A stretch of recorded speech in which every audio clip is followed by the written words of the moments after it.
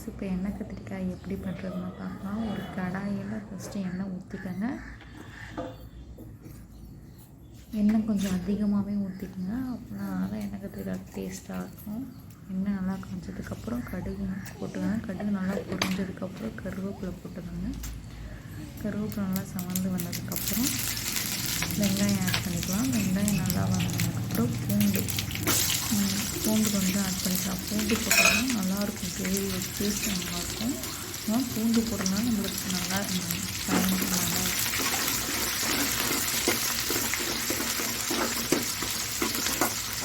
பூண்டு வெங்காயம் ரெண்டுமே நல்லா வதங்கி வந்ததுக்கப்புறம் நல்லா வதங்கினா அந்த தக்காளி இருக்குது. தக்காளி வந்து மீடியம் சைஸ் கொஞ்சம் பெருசாக மீடியம் சைஸ் தக்காளி 3 தக்காளி எடுத்துக்கோங்க. அது நீட்டாக வாக்கில் வைக்கணும். அப்படின்னா தான் நல்லா மிக்சிங் வரும். தக்காளி போட்டதுக்கப்புறம் நல்லா வதக்கினதுக்கப்புறம் உப்பு போட்டுக்கலாம். உப்பு போட்டால் தான் தக்காளி வந்து சீக்கிரமாக இருக்காங்க. உப்பு கொஞ்சம் போட்டுக்கலாம். உப்பு ஒரு கையளவு கொஞ்சமாக போட்டுக்கிட்டு அதுக்கப்புறம் மிளகாத்தூள் மஞ்சத்தூள் கொஞ்சம் ஆட் பண்ணிக்கலாம். மஞ்சத்தூள் போடுறது நல்லா வதக்கிடணும். நல்லா தக்காளி நல்லா வதங்கி வந்தாலும் டேஸ்ட்டாக இருக்கும்.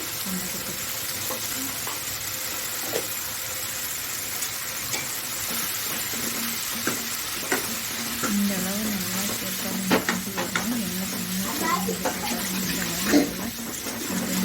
அதனால கிரேவி நம்மளுக்கு வந்து திக்காக கிடைக்கும். நல்லா தண்ணி மாதிரி தான் இருக்கும்.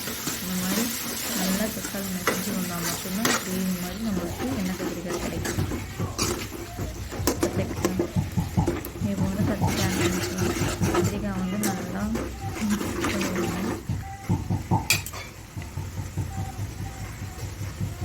மிளகாத்தூள் போட்டுக்கலாம். இப்போ மிளகாத்தூள் வந்து ஒரு 5 ஸ்பூன் போட்டுக்கிறேன். நான் வீட்டில் அரைச்ச மிளகாத்தூள் தான் யூஸ் பண்ணுறோம். ஒரு 5 ஸ்பூன் போட்டுக்கிறேன். உங்கள் காரத்துக்கு எப்போதும் எத்தனை ஸ்பூன் போடணுமோ அத்தனை ஸ்பூன் போட்டுக்கோங்க. நாங்கள் வீட்டில் அரைச்ச மிளகாத்தூள் காரமாக இருக்கும், அதனால் 5 ஸ்பூன் போட்டுக்கிறோம்.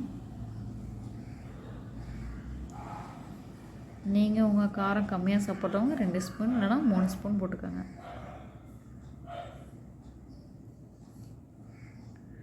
நான் வந்து ஒரு 2 பேர்த்துக்கு ஆகிற மாதிரி ஒரு எண்ணெய் கத்திரிக்காய் பண்ணியிருக்கேன். உங்களுக்கு எத்தனை பேர் வேணுமோ அதுக்கு தகுந்த மாதிரி பண்ணிக்கோங்க. இப்போ இந்த மாதிரி நல்லா எண்ணெய் பிரிஞ்சு வந்ததுக்கப்புறம் புளி தண்ணி கொஞ்சம் ஆட் பண்ணிக்கலாம்.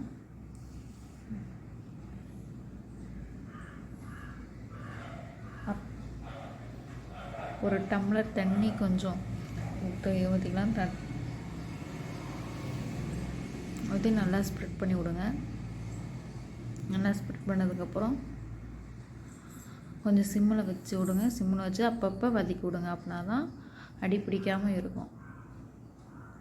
இப்போ எண்ணெய் கத்திரிக்காய் நல்லா எண்ணெய்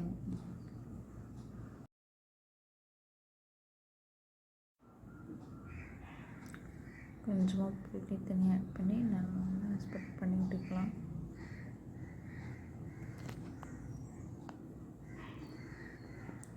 இந்த மாதிரி நல்லா வதங்கி வரணும். ஒரு டம்ளர் தண்ணி ஊற்றிக்கலாம்.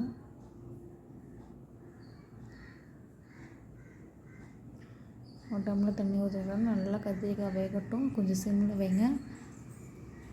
சிம்மில் வச்சு அப்பப்போ கிளறி விட்டுட்டே இருங்க. அப்படின்னா தான் அடி பிடிக்காமல் இருக்கும்.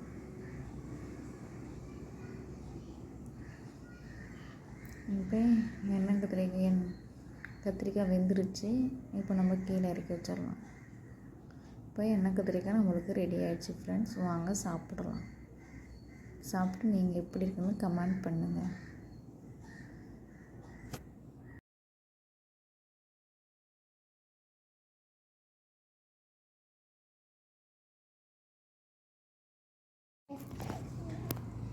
வாங்க ஃப்ரெண்ட்ஸ், எண்ணெய் கத்திரிக்காய் செய்யலாம். அதுக்கு ஒரு கடாயில் எண்ணெய் ஊற்றிக்கோங்க. எண்ணெய் நல்லா காய்ஞ்சதுக்கப்புறம் கடுகு போட்டுக்கோங்க. கடுகு நல்லா பொரிஞ்சதுக்கப்புறம் கருவேப்பிலை போட்டுக்கோங்க. கருவேப்பிலை நல்லா பொரிஞ்சு வந்ததுக்கப்புறம் வெங்காயம் போட்டுக்கோங்க. வெங்காயம் நல்லா வதங்கணும். வதங்கினதுக்கப்புறம் பூண்டு ஆட் பண்ணிக்கலாம். பூண்டு வந்து பூண்டு போட்டால் அந்த டேஸ்ட்டு சூப்பராக இருக்கும். எனக்கு கத்திரிக்காய் டேஸ்ட் அதனால் பூண்டு போட்டோம்னா நல்லது. பூண்டு வந்து நல்லது, அதனால் போட்டுக்கிறோம். பூண்டு நல்லா வணங்கினதுக்கப்புறம் பூண்டு வெங்காயம் ரெண்டுமே நல்லா வணங்கி வரணும். நல்லா வணங்கினதுக்கப்புறம் தக்காளி ஒரு பழுத்து 3 தக்காளி, ஒரு மீடியம் சைஸ் 3 தக்காளி நல்லா நீட்டை வாக்கில் கட் பண்ணி போடுங்க ஃப்ரெண்ட்ஸ். அப்படின்னா அது சீக்கிரமாக வணங்கி வரும். உப்பு கொஞ்சம் ஆட் பண்ணிக்கலாம். உப்பு கொஞ்சம் போட்டோம்னா சீக்கிரமாக தக்காளி நல்லா வணங்கி வரும். கொஞ்சம் மஞ்சத்தூள் 1/2 ஸ்பூன் அளவு மஞ்சத்தூள் போட்டு நல்லா வதங்கணும். நல்லா கிரேவி கன்சிஸ்டன்சிக்கு வந்தால் மட்டும்தான் நல்லாயிருக்கும்.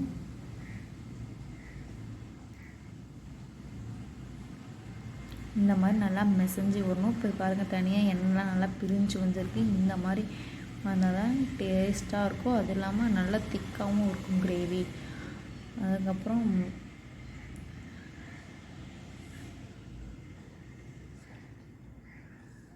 கத்திரிக்காய் ஆட் பண்ணி நல்லா வதக்கி விடணும். நல்லா வணங்கினதுக்கப்புறம் நல்லா எண்ணெய் பிரிஞ்சு வரும்போது நல்லா வதக்கிங்க. அதுக்கப்புறம் மிளகாத்தூள் போடணும். மிளகாத்தூள் வந்து நான் வீட்டில் அரைச்ச மிளகாத்தூளே யூஸ் பண்ணுறேன்.